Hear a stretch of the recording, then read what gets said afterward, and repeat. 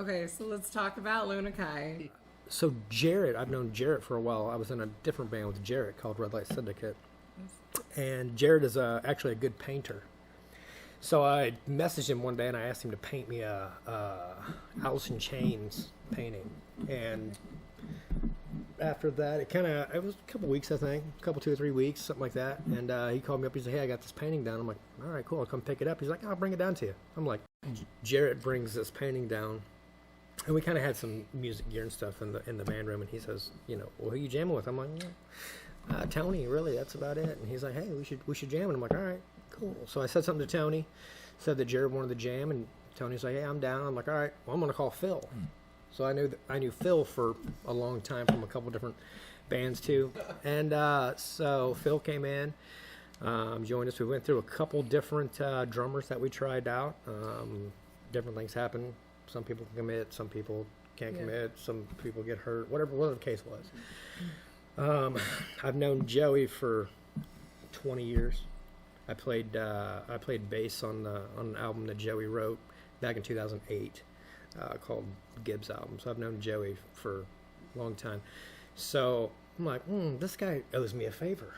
He started jamming with us. And, well, I'd seen he made a post online, like probably a week before he invited me. Oh, I did, didn't I? And I had noticed it, and I had read it, and I, knew the guys in the band and all that. And so I didn't even want to be in a band at the time because I just wasn't in a band, and I just kind of liked. But your spidey senses were up. No, I knew what was up with Corey. I think it was the reach arounds more than the spidey senses because we were on him pretty hard. I mean, reasonably so though. Like it's a great band that you put together, Corey. Hand-picked. It's hand is group of individuals. Emphasize on the hand. To add to that story though, when I did come down that night, it was his birthday party. Yeah. We had a fucking blast with Corey, and we always have a blast at his house, just the five of us or whoever the hell's there. And the very first song that we played is something that they already had, almost in concrete. And it was Liquid Paradise, which is the first song off of our album. And we played it once, and it was... Magic. It was fucking magic. Yeah. We were going I out love to it. birthday dinner, and I think our wives and stuff were down there. So they came in. I remember my old lady was in there. She never saw us play before. Never seen Joey play outside of other bands that we've been in. And I remember looking over and looking at her, and she's like, "Fuck," yeah. It was almost kind of those if we can't have them, we don't want nobody else. Mm-hmm. Yeah, have you ever seen The Dirt? Yeah. The Motley Crue movie, The Dirt? Oh no, I haven't seen it. Well, my story's not going to make sense then. But tell the story. I mean, yeah, I've totally seen it. It was a very surreal moment, man. It was Yeah. it kind of jived, and I think we kind of even talked to ourselves in that moment. Was like, fuck, if we don't do this, we'd be stupid not to try to do something, I never thought I'd be jamming with Joey. Me neither. In this band, I think we just felt that spark. Hey, this is cool. Let's do a couple more songs. And yeah, it was cool. But yeah, when we first got together, we didn't even have any goals. We didn't have any anything. We just wanted to play music. Yeah. And see what we could come up with. And there really wasn't even a goal in mind besides let's just have fun and play the music that we want to play. And the goal that I had set for these guys is to, hey, let's try not to make it sound like Peoria. And that's not a dig against Peoria. It's just that the scene that we're involved in for 20 years or whatever, it's all we just wanted to have a little bit of a change, you know what I mean? And try to see if we can, make a little bit different music than kind of what's out there right now. And music that we like to play, so... That was really our only goal for this album, was to be us and not worry about kind of what anybody else thought or anything like that, and just have music that we want to play and make it rock and roll. Okay, so let's talk about Be This Way. Okay. Tell me, when did and who So wrote it? the Who does the majority of the writing? Yeah. So here's how the writing goes in our band. This is the way we like to do it. So Let's see how accurate he is here. I'm 100% on. So these guys that get together, it's usually Tony and Joey or Tony and Phil or sometimes even, Jarrett. Somebody will have a spark You know what I mean? And have like a riff or something like that. So they'll get together and they'll kind of work on it a little bit and see what they can make out of it.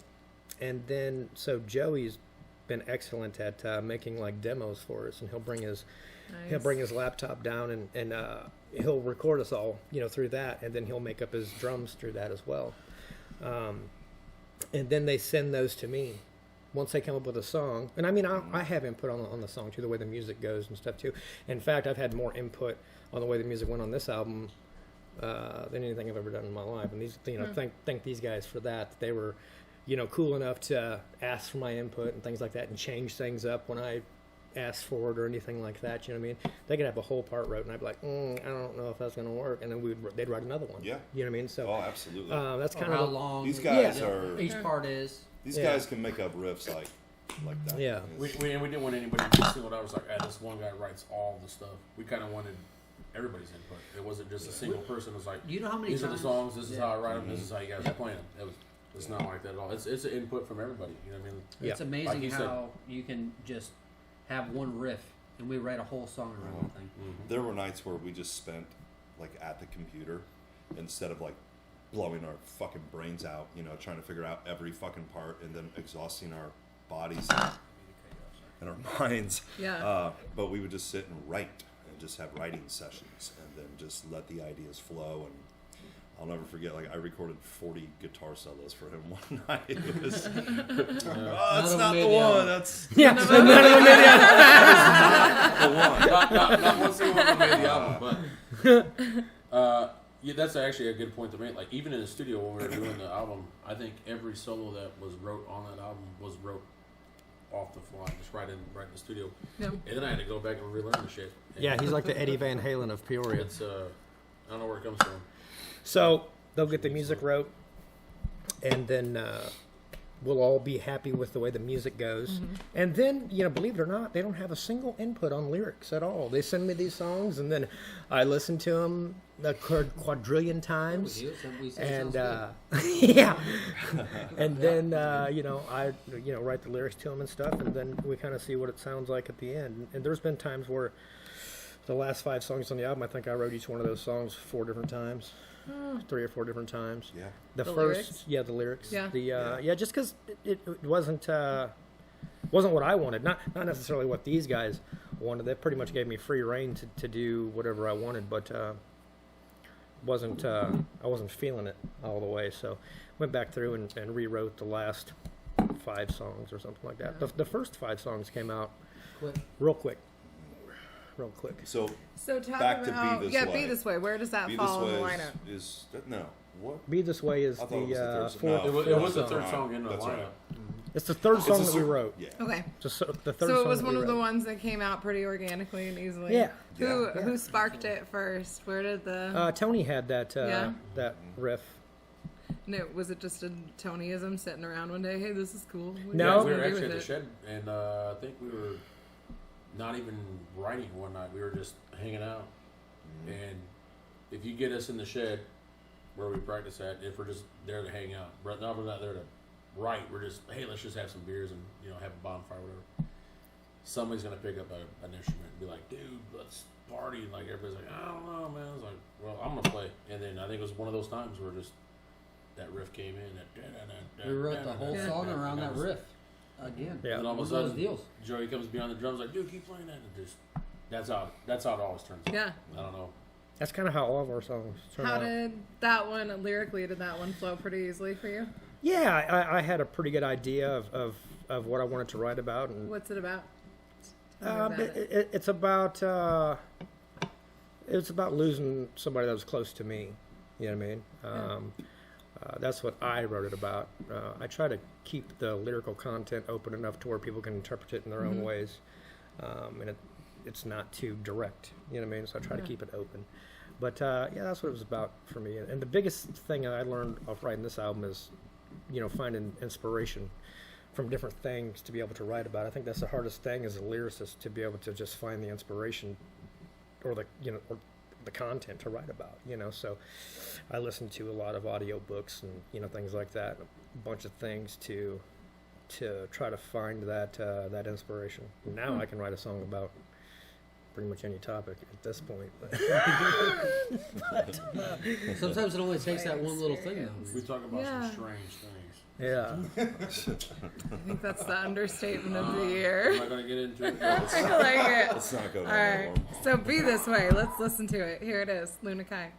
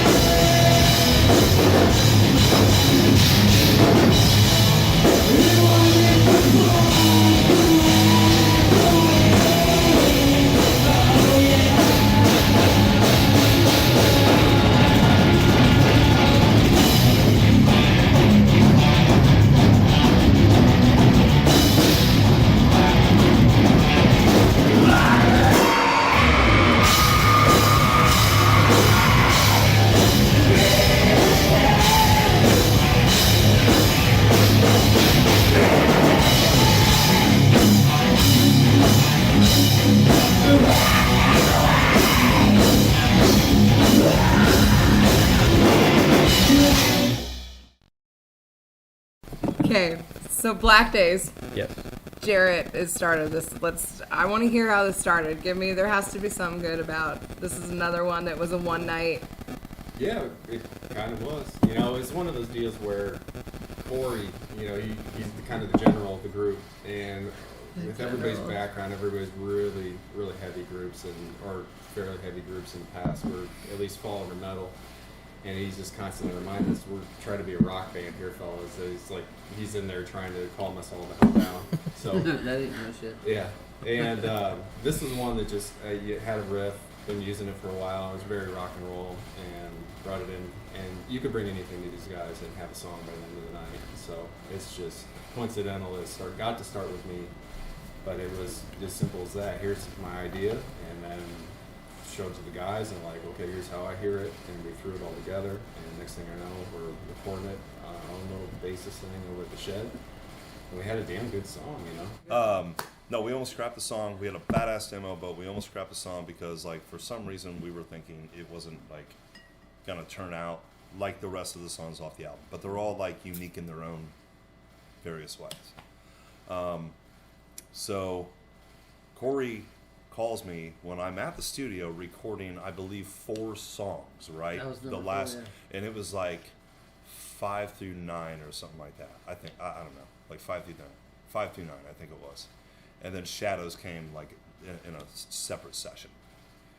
Corey's out on the road and he calls me. He's like, "Dude, fuck it, like just make something up and record that track, and then we're just make it fucking badass." And he was like, just do it.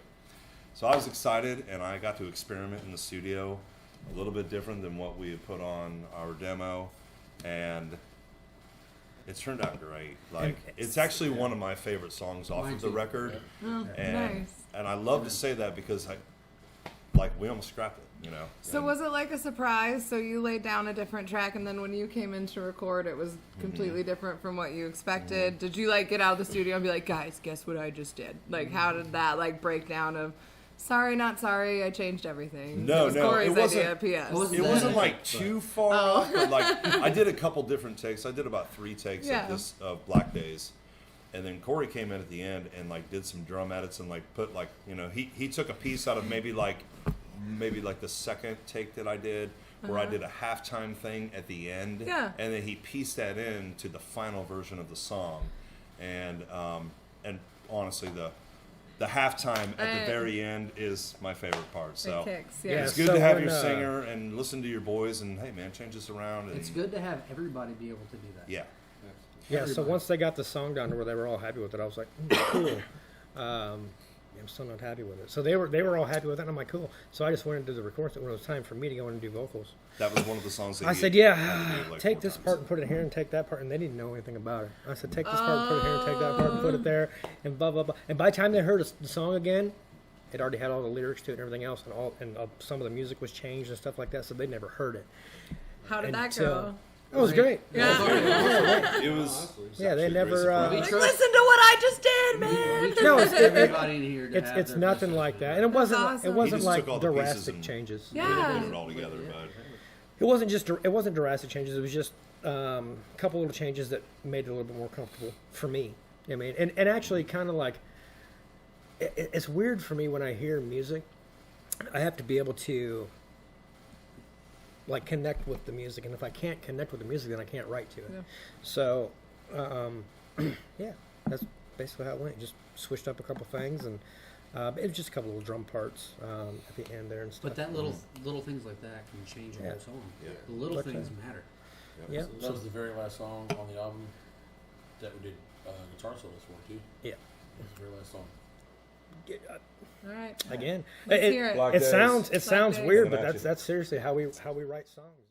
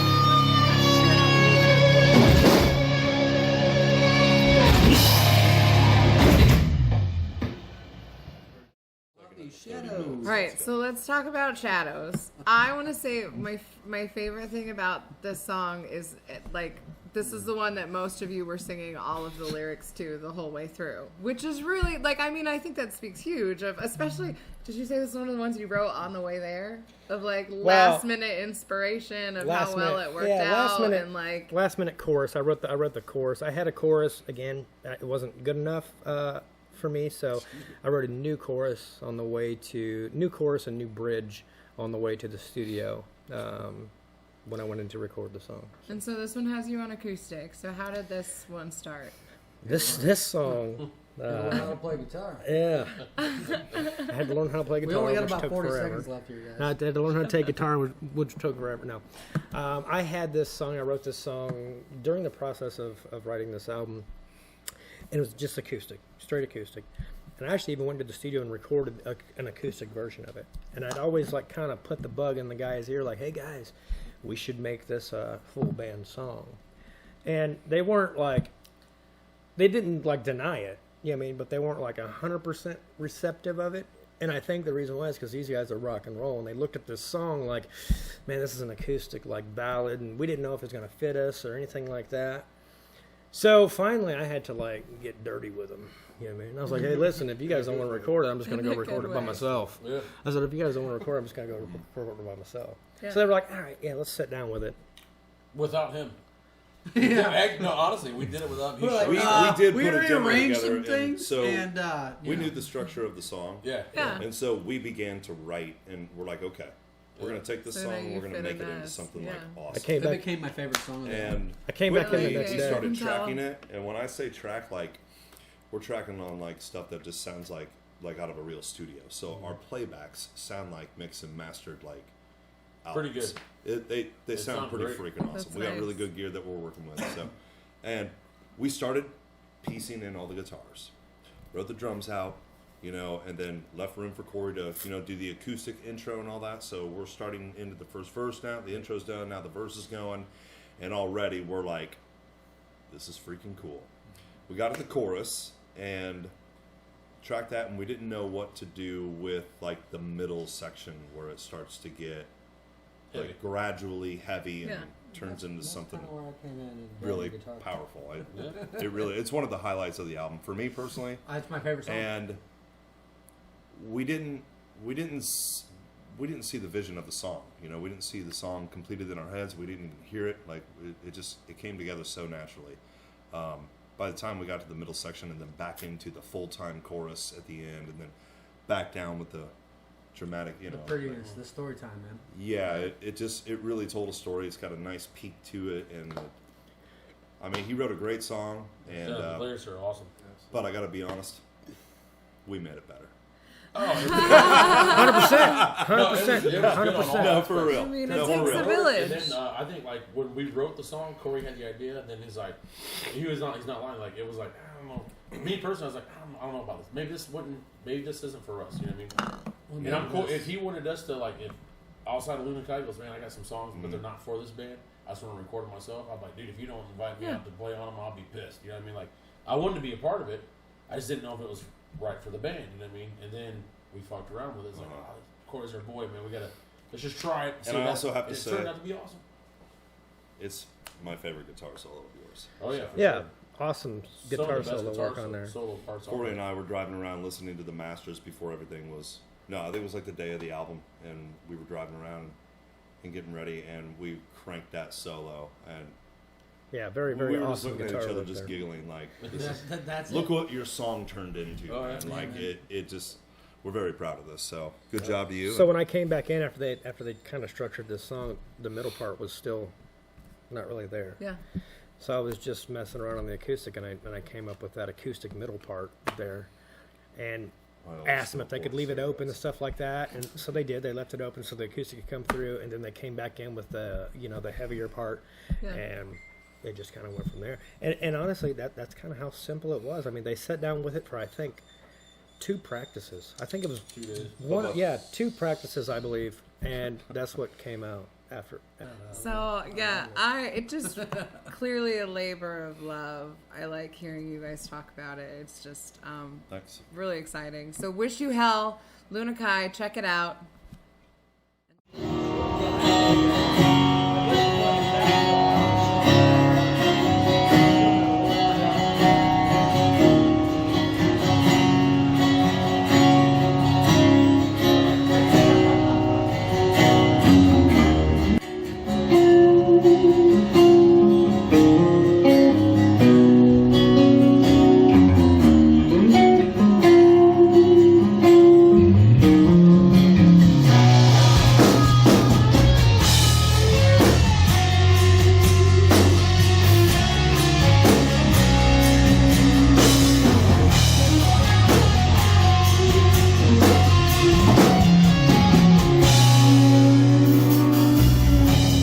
Somebody should have told me something more.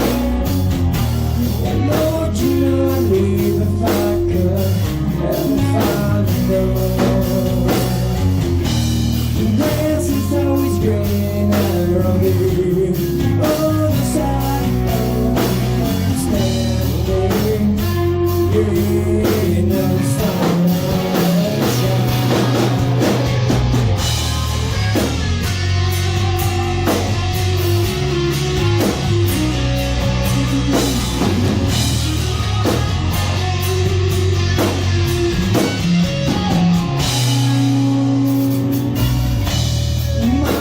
Mama, she told me every little thing I needed to know when it came down to loving you. Oh, she let me out of the cold. She never told me something that I could feel so good, good as the way I like so lonely,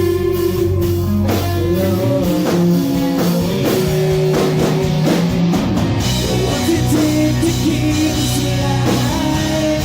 What do you use to get you high? Baby, I'm just playing inside the shadow behind. I know there's nothing out, but the things got you last. Baby, I'm just playing inside the shadow behind.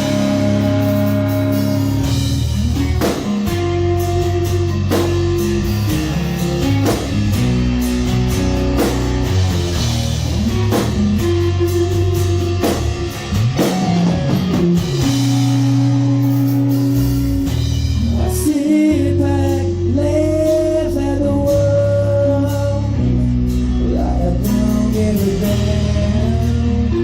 Ooh yeah, with my head in my hand, I bring it to finger screaming, hanging off the edge of it.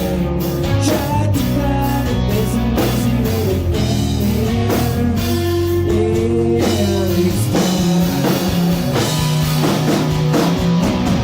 What's it take to keep us alive? What do you use to get you high? Baby, I'm just playing inside the shadow behind.